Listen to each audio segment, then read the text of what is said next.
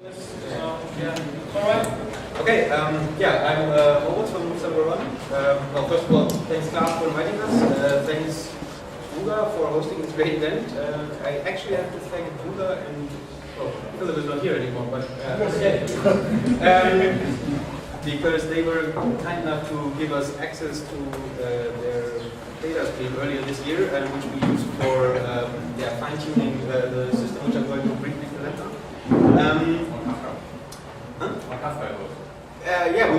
I think actually Tim made us one of the subscribers on the Kafka bus.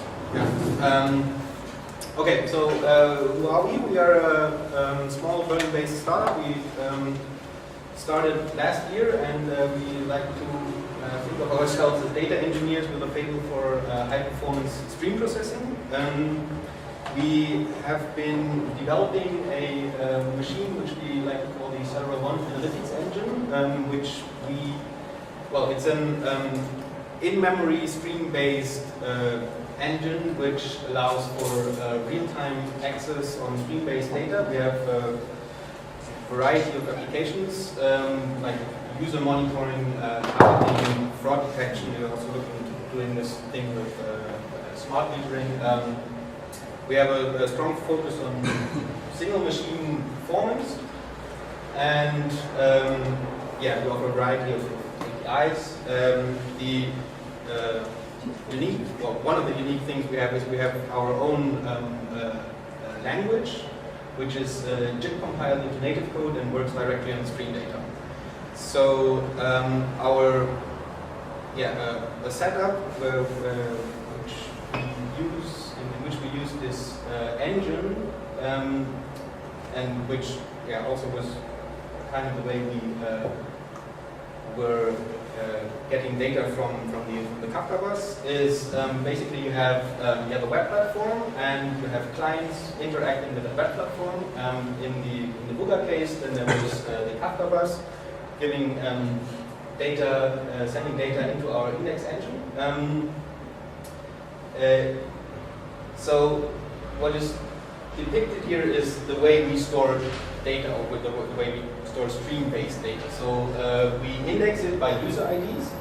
So what we see here is two data streams for a user called X and another user called Y. The different colors is similar to the one slide you saw in the previous talk, is like the different event types. So we store each event sequentially, sorted by time, and have sequences. Then there is inactivity by users and another sequence, and several sequences are a user stream. So this is the storing part, and what's the interesting stuff happens is the query engine part. So we have our query language, and this allows for performing computations on these stream data in real time. So the whole machine can actually respond to a query in microseconds and evaluate rules and all that stuff. So here's a very simple example. If the current event comes from contact and does not come from a feed, and the current session of the user has more than 10 events, you can show a pop-up or something like reacting to the user. And like a more broader architectural view is that there's a cockpit attached to that engine, which also allows for rule testing or data mining, but also allows for changing rules or performing special queries, and all that goes into the system, and the system instantly is able to react to user interaction.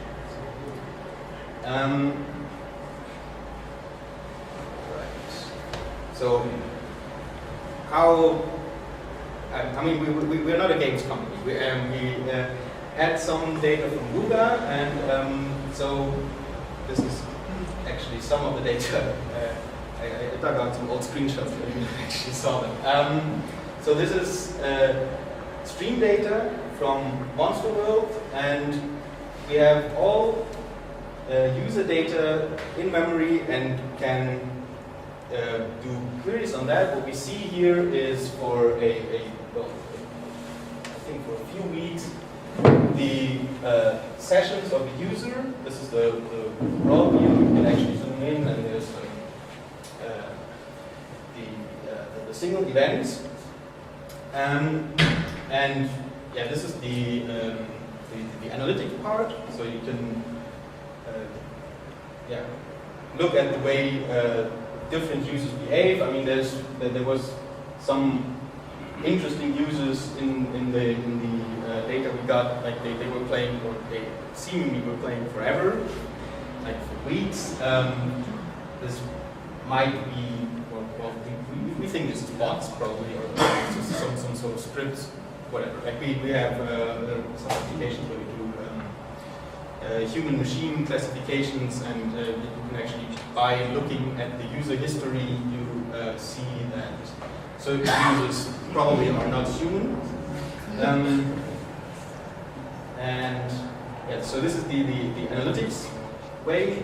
There's also, similar to something we saw before, also an overview of what people do before and after certain actions in the game. For example, I think here was some, the buy garden decoration, and we basically separate the users for the ones that had at most 20 sessions and the ones that have more than 50 sessions, and the behavior before they do before they perform the buy garden decoration event is significantly different in the ones with few sessions compared to those with more sessions. Might be because the game is actually different if you're low level, or it might be because users simply behave different when they just started playing the game. So what can we do with that for online games?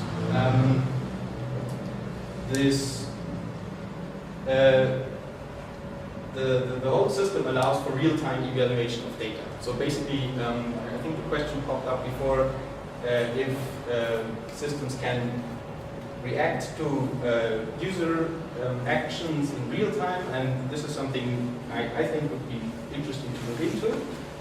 We could do real-time evaluation and evaluate per user matrix, and do monitoring of time-dependent metrics, and dynamically change the way we look at the data in real time. We get instant results and an insight. You could, for example, look into a real-time churn prediction and all that things.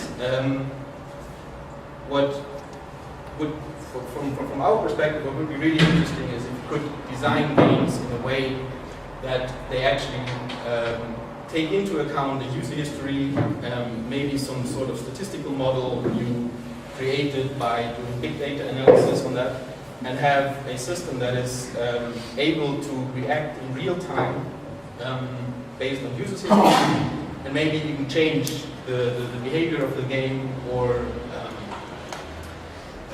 do certain things like, for example, give the user instant feedback. So you could do targeting of in-game items, basically using techniques that are used for advertising, but you could apply them in real time for in-game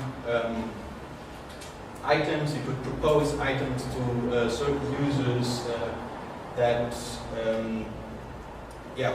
are classified in real time for. So that you can do targeting. You could change the way the game actually is by adapting to the history of the user.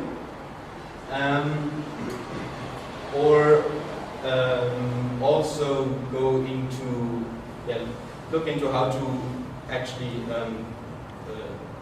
get better subscription rates, also based on the direct history of the user in real time. So the whole idea would be to give real-time feedback and have a system which interacts with the user. This is actually something I would like to have maybe a little bit of a conversation about, because this is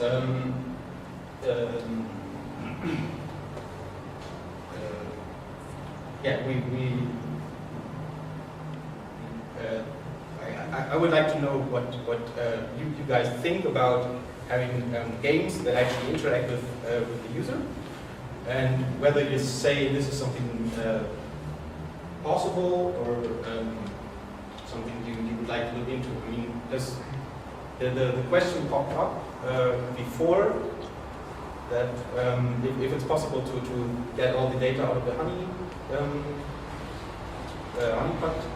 tracks. Honey tracks. If you use honey tracks, you get to the honeypot. That's the way.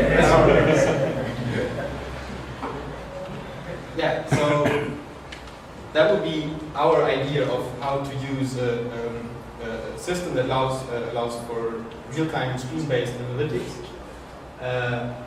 in an online gaming world.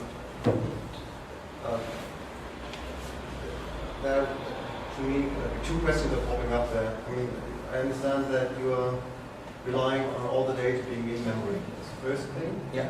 The second thing is that it's basically not a cluster system, but one machine that's... I mean, it scales horizontally. So if we're just looking at user-based history, this of course, this can be load balanced and it would scale to more basically arbitrary numbers of users, of course. Okay, because I understand that the idea is not to have like an analytics platform in a more traditional sense, but something that is more like a rule engine which could change the gameplay. So it's more. Yeah, you can change the gameplay. It's not about having aggregated metrics, but being able to design a system that can interact with the user. So by looking at data on the one hand, analyzing the data you have, and defining rules for certain events, taking into account user history, changing the way the game works for different users. So this would mean that this is not only a hosted service, but because then you would probably need that system in your environment, right? If you would use it like this, you would definitely need an integrated service, because it's probably not possible to latency. Yeah, exactly. I mean, the latency of our system is basically in milliseconds. So you can get actually real-time feedback out of the system, and you can do, let's say, more or less arbitrary calculations on the user data. So it's not only doing weighted sums, but you can evaluate more complex statistical models. So what adaptations would you be thinking about specifically? Like when you say to make it adaptive or individualized to a player, like what specifically? Like you mentioned a pop-up, for example. So a pop-up, I can. Okay, pop-up is the application of a classical web platform. I mean, pop-ups don't really work in games, but do they? I mean, this is something that Zynga has been doing for a long time now.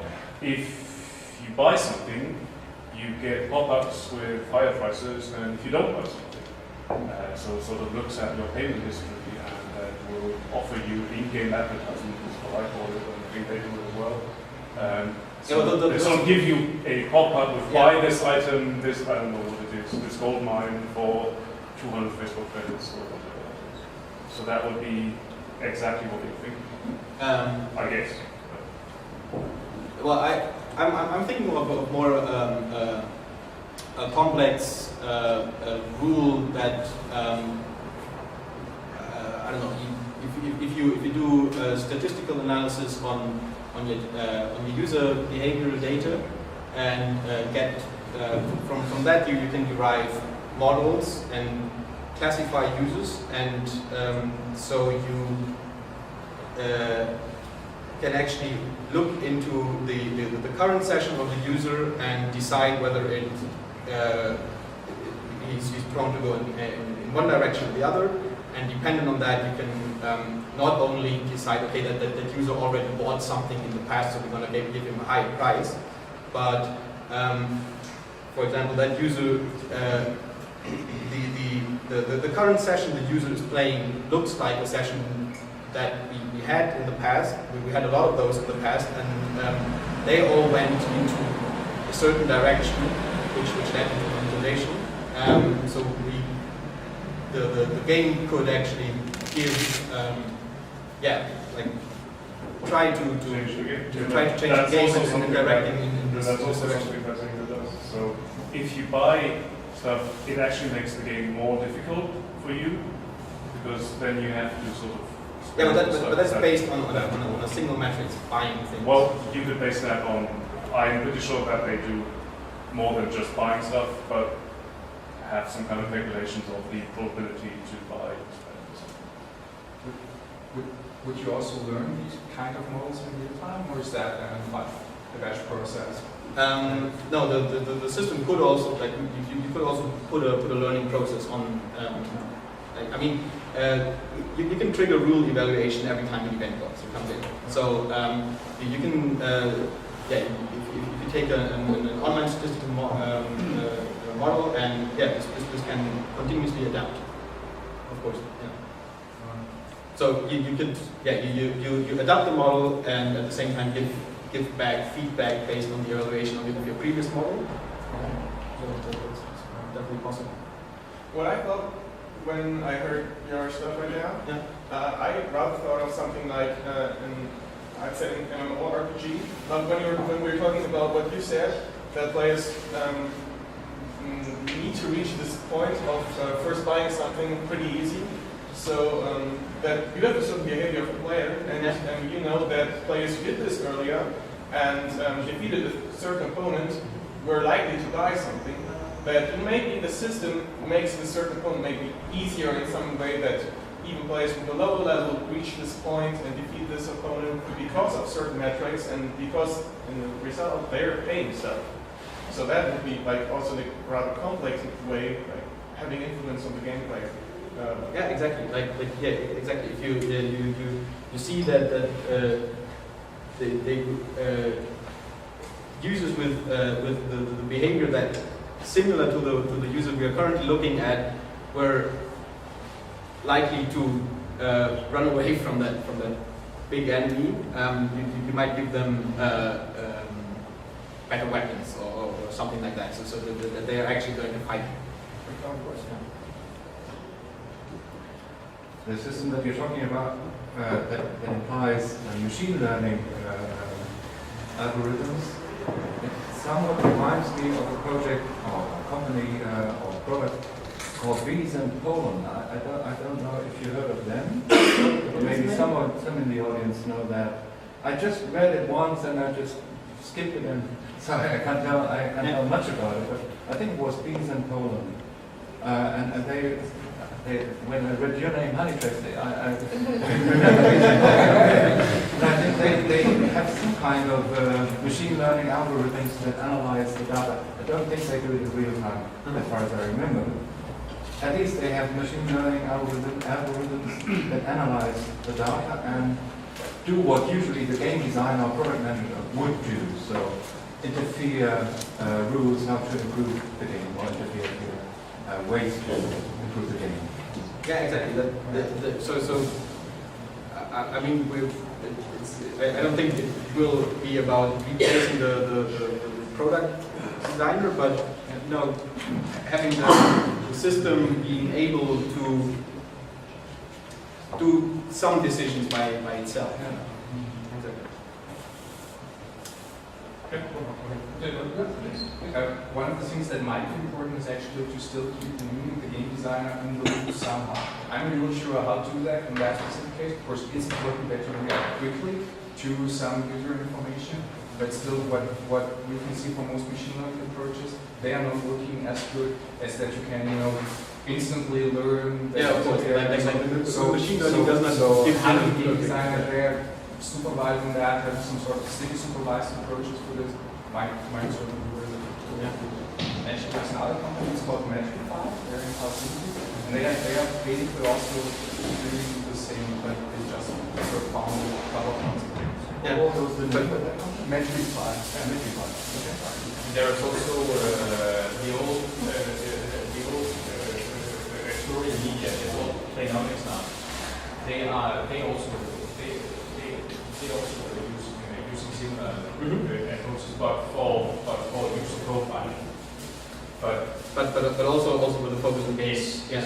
And but I also say that within game AI research, we have for the past decade been working on this kind of problem, because truly adaptive gaming experiences is widely seen as the next step in the evolution of digital games.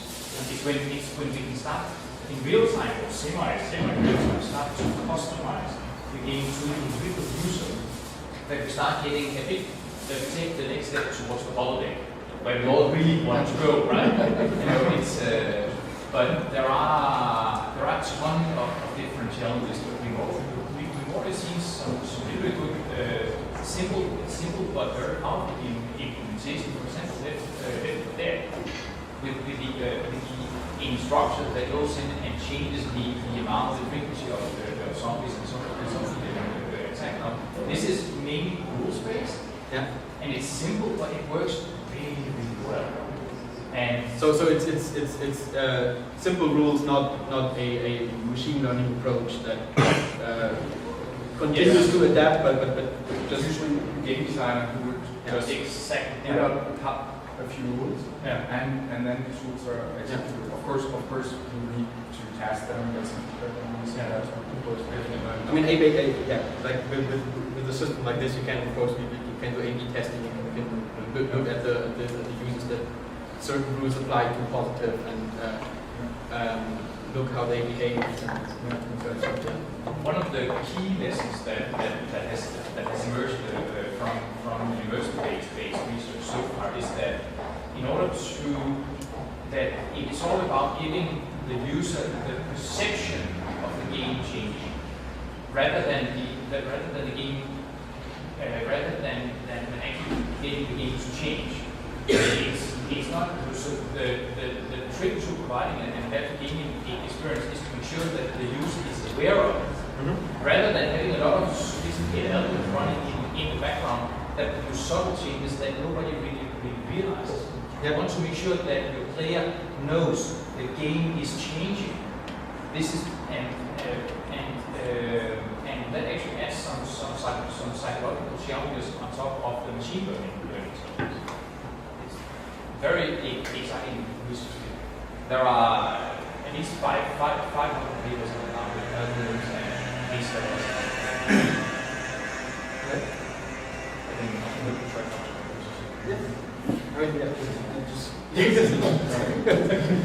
Maybe hundreds of papers. That was basically our idea how we can maybe use systems like ours in a gaming world, and that was my talk for the data.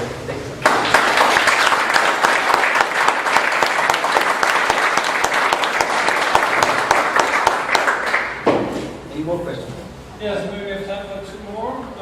Before we go on, you first, Justin? Just one thing comes to my mind. Do you have any plans or ideas to distribute the system? Because I mean, sticking all functionality on the server side means that you have to have large server capacities, but on the client that's capacity that's not used. So it would be, to my opinion, maybe intelligent to share to distribute the system in some way.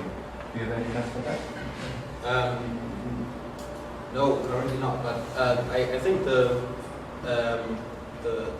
problem with, I mean, you would the client cannot store more than one session of user data, obviously, because then you close the browser, the data's gone. So you would need so you would still need to store it on the server side to get more than one session of user history, and then you would basically need to push data to the client prior to starting rules evaluation, and also then you're really locked into focusing only on this user's history.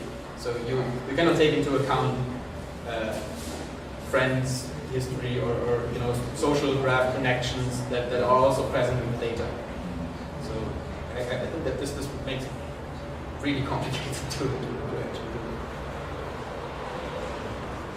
More questions? Can you briefly describe technology behind the new service? Well, we have it's a C++-based multi-threaded server-side application, and for the query language, which is JIT compiled, we use the LLVM framework. So that's this sort of new compiler framework, and the query language we actually thought every computer scientist would design a programming language in his lifetime, so we did that. It's a very simple, functional, strongly typed language, complete type interference, so it's somewhat similar to SQL, or you could actually probably make SQL, adapt SQL very easily to this language. Yeah, that's the technology behind it. Does that answer your question? Yeah. It's all in memory. There's no persistence to it. Well, there's a short-term index in memory, and of course we don't throw away the data afterwards. It goes into a long-term index, but we think the important decisions are the ones that are really fast. They are used for this. We use the short-term in-memory index. Yeah. How does it actually differentiate itself from using Redis with Lua scripting? I don't know if you're aware of that, but Redis is a memory store. Yeah. It comes with a feature, it's basically like server-side scripting. We have basically arbitrary Lua scripts running on the server, doing analysis there too. So it's basically the same idea. So it's like similar. I'm pretty sure our stuff is faster because it's compiled into native code, and that probably gives you the ability to evaluate more complex models in less time.